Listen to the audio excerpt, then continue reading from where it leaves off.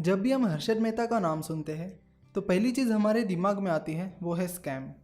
तो चलिए देखते हैं कि हर्षद मेहता स्कैम आखिर क्या था और कैसे हर्षद ने इंडिया का आज तक का सबसे बड़ा स्टॉक मार्केट स्कैम किया। हर्षद ने अपनी बीकॉम की शिक्षा मुंबई के लाला लाजपत राय कॉलेज से पूरी की और अगले कुछ सालों तक अलग अलग कंपनीज में जॉब की। इसी दौरान हर्षद को स्टॉक मार्केट में रुचि आने लगी और फिर हर्षद ने अपनी जॉब छोड़कर बी अंबालाल ब्रोकर को ज्वाइन किया। बाद में वो स्टॉक ब्रोकर्स जेएल शाह और नंदलाल सेठ का स्टॉक ब्रोकर बना। 1984 में हर्षद ने अपने भाई के साथ मिलकर grow more research and asset management company की स्थापना की और बीएसई का ब्रोकर बनके अपना ब्रोकिंग का बिजनेस स्टार्ट किया। हर्षद मेहता ने अपने इस स्कैम में आरएफ यानी रेडी फॉरवर्ड डील का उपयोग किया था।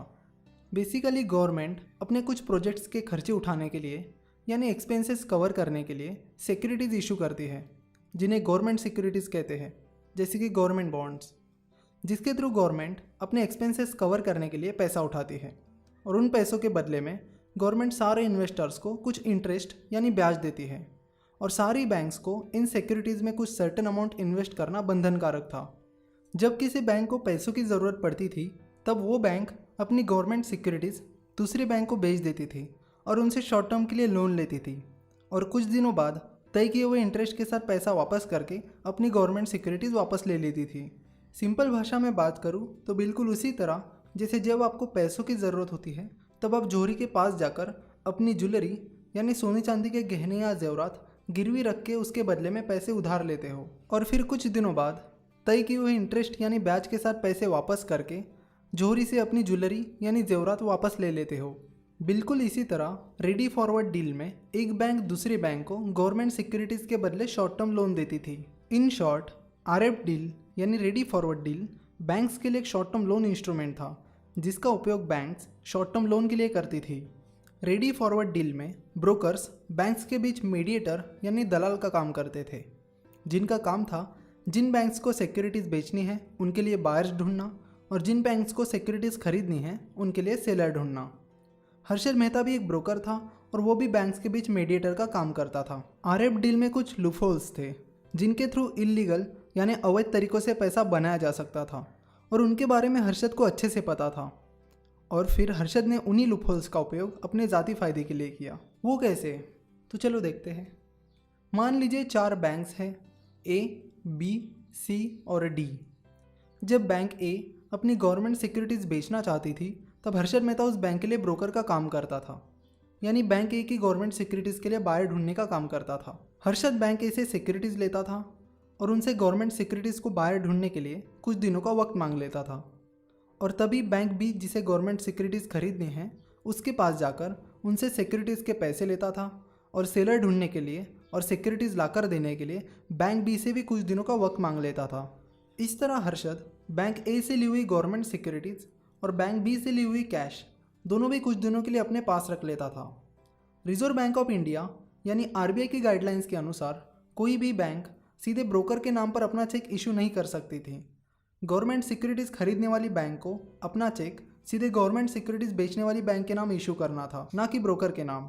लेकिन इस केस में चेक सेलर बैंक को इशू करने के बजाय सीधा हर्षद मेहता जो कि ब्रोकर था उसके नाम इशू किया जाता था। बहुत सारे बैंक को पता ही नहीं होता था कि वो किस बैंक के साथ ट्रांजैक्शन कर रही है, क्योंकि बैंक सीधा हर्षद के साथ डील करती थी और इसीलिए हर्षद सिक्योरिटीज़ खरीदने वाली बैंक को अपने नाम पर चेक इशू करने के लिए कहता था।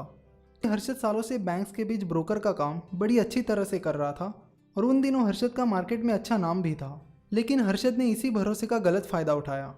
उसने बैंक से मिला हुआ पैसा स्टॉक मार्केट में शेयर्स की प्राइसेस बढ़ाने के लिए यानी स्टॉक मार्केट मैनिपुलेट करने के लिए किया। कुछ दिनों का वेट करने के बाद बैंक ए जब हर्षद से अपनी बेची हुई सिक्योरिटीज़ का पैसा मांगती थी तब हर्षद कोई और बैंक ढूंढ लेता था जिसे गवर्नमेंट सिक्योरिटीज़ खरीदनी है। मान लीजिए बैंक सी को भी सिक्योरिटीज़ खरीदनी है तो हर्षद बैंक सी के पास जाकर उनसे पैसे लेता था और उनसे सिक्योरिटीज़ लाकर देने के लिए कुछ दिनों का समय मांग लेता था और बैंक ए के पास जाकर उन्हें उनका पैसा दे देता था। और फिर बैंक बी और सी की डील्स पूरी करने के लिए हर्षद और बैंक्स के साथ इसी तरह की डील्स करता था और जब वो बैंक्स भी अपना पैसा या सिक्योरिटीज़ मांगती थी तो हर्षद और किसी बैंक्स के साथ डील करता था।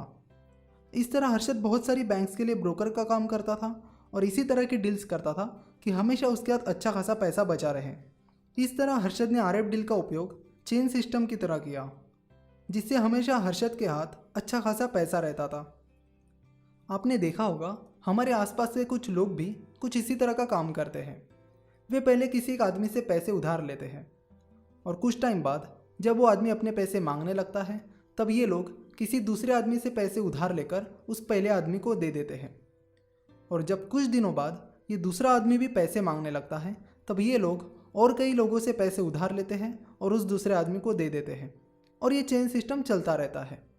इसी तरह का चेन सिस्टम हर्षद मेहता ने अपने स्कैम में यूज़ किया, जिससे हमेशा हर्षद के हाथ अच्छा खासा पैसा रहता था, जिसे वो स्टॉक मार्केट में शेयर्स की प्राइसेस मैनिपुलेट करने के लिए यूज़ करता था। अभी हमने देखा कि कैसे रेडी फॉरवर्ड डील में एक बैंक दूसरी बैंक को शॉर्ट टर्म के लिए गवर्नमेंट सिक्योरिटीज़ बेचती थी। लेकिन जब कोई बैंक दूसरी बैंक को गवर्नमेंट सिक्योरिटीज़ बेचती थी तब वो बैंक गवर्नमेंट सिक्योरिटीज़ खरीदने वाली बैंक को एक्चुअल में गवर्नमेंट सिक्योरिटीज़ नहीं देती थी, बल्कि एक रिसिप्ट देती थी, जिसे बैंक रिसिप्ट यानी BR कहते थे। और उस बैंक रिसिप्ट से ये कंफर्म होता था कि गवर्नमेंट सिक्योरिटीज़ सेल हो गई है और गवर्नमेंट सिक्योरिटीज़ बेचने वाली बैंक को उसके पैसे मिल गए हैं। जब हर्षद को स्टॉक मार्केट मैनिपुलेट करने के लिए और शेयर की प्राइसेस बढ़ाने के लिए और ज़्यादा पैसों की ज़रूरत पड़ने लगी तब हर्षद ने अपना ये स्कैम एक स्टेप और आगे बढ़ाया। इस बार तो हर्षद ने सारी हदें पार करते हुए कुछ बैंक्स की मदद से फेक यानी नकली बैंक रिसिप्ट्स बनवाई और उन्हें इस्तेमाल करना शुरू किया। जिन बैंक्स को गवर्नमेंट सिक्योरिटीज़ खरीदनी होती थी उन बैंक्स को हर्षद फेक बैंक रिसिप्ट देता था, और बैंक्स ये समझकर हर्षद को पैसा देती थी कि बैंक रिसिप्ट ओरिजिनल है और उन्हें गवर्नमेंट सिक्योरिटीज़ मिल गई है, जबकि ऐसा नहीं था। और फिर हर्षद ने उन पैसों का उपयोग स्टॉक मार्केट को मैनिपुलेट करने के लिए किया। उन पैसों की मदद से हर्षद ने कई स्टॉक्स बहुत हाई लेवल पर पहुंचा दिए।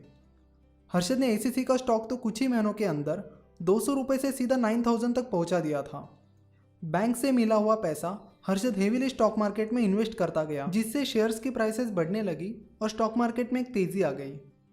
तेज़ी का माहौल देखकर लोग भी स्टॉक मार्केट में पार्टिसिपेट करने लगे, जिससे तेज़ी का माहौल और बढ़ गया और शेयर्स की प्राइसेस लगातार बढ़ने लगी। स्टॉक मार्केट जब पीक पर आता था, यानी जब अच्छा खासा बढ़ जाता था, तब हर्षद अपने शेयर्स बेचकर अच्छा खासा प्रॉफिट कमा लेता था और बैंक्स को उनके पैसे रिटर्न करके बैंक से अपनी फेक बैंक रिसिप्ट वापस ले लेता था। और ये सिलसिला लगातार चल रहा था। ये सिलसिला तब तक अच्छे से चला जब तक शेयर्स के भाव लगातार बढ़ रहे थे। लेकिन जब स्टॉक मार्केट में बियर रन आया यानी मंदी का दौर आया, तब शेयर्स के भाव लगातार गिरने लगे। तब हर्षद को अच्छा खासा नुकसान हुआ, जिससे वो बैंक्स को उनका पैसा रिटर्न नहीं कर पाया। तभी 23 अप्रैल 1992 को जर्नलिस्ट सुचेता दलाल ने टाइम्स ऑफ इंडिया के आर्टिकल में हर्षद के कारनामों का पर्दाफाश किया और हर्षद मेहता स्कैम एक्सपोज किया।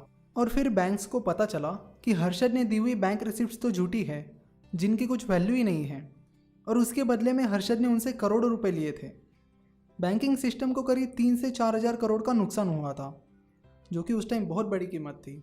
जब ये स्कैम एक्सपोज हुआ था तब स्टॉक मार्केट बुरी तरह से क्रैश हुआ था। बहुत सारे इन्वेस्टर्स को नुकसान हुआ था। विजय बैंक के चेयरमैन, जिन्होंने हर्षद के नाम चेक इशू किए थे, उन्होंने ये स्कैम एक्सपोज होते ही सुसाइड कर लिया था। और फिर बैंक्स हर्षद से अपना पैसा मांगने लगी।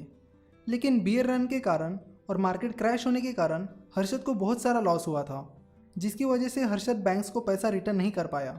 ये स्कैम एक्सपोज होने से पहले किसी को भी हर्षद के इस स्कैम की और टेक्निक की भनक तक नहीं थी। CBI ने 9 नवंबर 1992 को हर्षद मेहता को अरेस्ट किया था। हर्षद मेहता पर 600 सिविल एक्शन सूट्स और 70 क्रिमिनल केसेस के चार्जेस थे।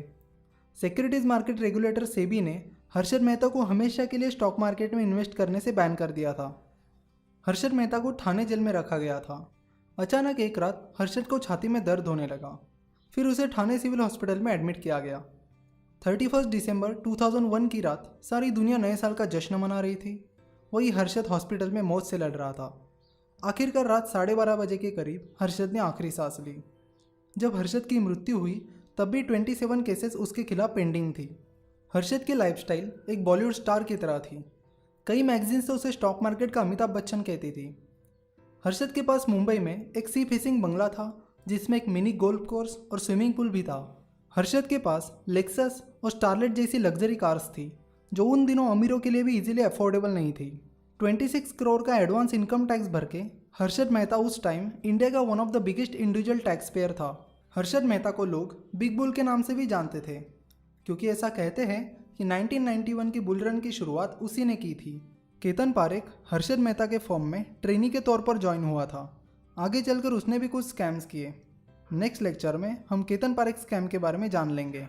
अगर आपके जहन में इस स्कैम के रिलेटेड या स्टॉक मार्केट रिलेटेड कोई भी सवाल है तो feel free to ask us. आप हमारे 09049641491 इस नंबर पर कॉल या व्हाट्सएप करके अपने सवाल पूछ सकते हो। स्टॉक मार्केट के बारे में सीखने के लिए आप हमारी वेबसाइट www.finnovations.com विजिट कर सकते हो। If you like this video then please share and subscribe.